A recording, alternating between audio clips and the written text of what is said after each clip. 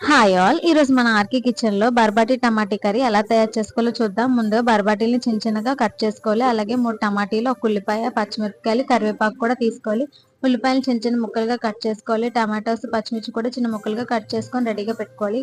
Stove on చేసుకొని కడాయి పెట్టుకొని oil వేసుకొని ఆయిల్ హీట్ ఎక్కిన తర్వాత పోపు సామాన్లు, ఎల్లుల్లిపాయలు, అలాగే కట్ చేసుకున్న ఉల్లిపాయలు, పచ్చిమిర్చి, కరివేపాకు కూడా వేసుకొని 2 నిమిషాలు వేగిన తర్వాత హాఫ్ స్పూన్ అల్లం వెల్లుల్లి పేస్ట్ వేసుకొని అల్లం వెల్లుల్లి పేస్ట్ పచ్చివాసన పోయిన తర్వాత కట్ చేసుకున్న టమాటాలు వేసుకొని టమాటాలు 2 నిమిషాలు మగ్గిన తర్వాత మనం కట్ చేసుకున్న బరబటీలు వేసుకొని అందులోనే సరిపడా సాల్ట్, హాఫ్ స్పూన్ పసుపు వేసుకొని మూత పెట్టుకొని ఒక 10 నిమిషాల దాకా బాగా మగ్గాలి.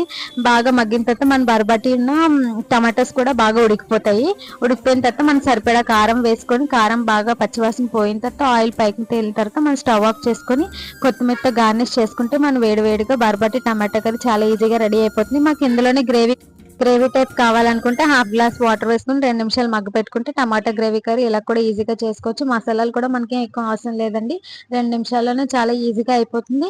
చాలా టేస్టీగా కూడా ఉంటుంది. చారుతో కానీ లేదంటే పప్పుతో కానీ మనం నంచుకోవడానికి చాలా బాగుంటుంది. ఒకసారి ట్రై చేసి చూడండి. అలాగే మన రిషి కిచెన్ ఛానల్ని లైక్ చేయండి, షేర్ చేయండి, సబ్స్క్రైబ్ చేసుకోండి.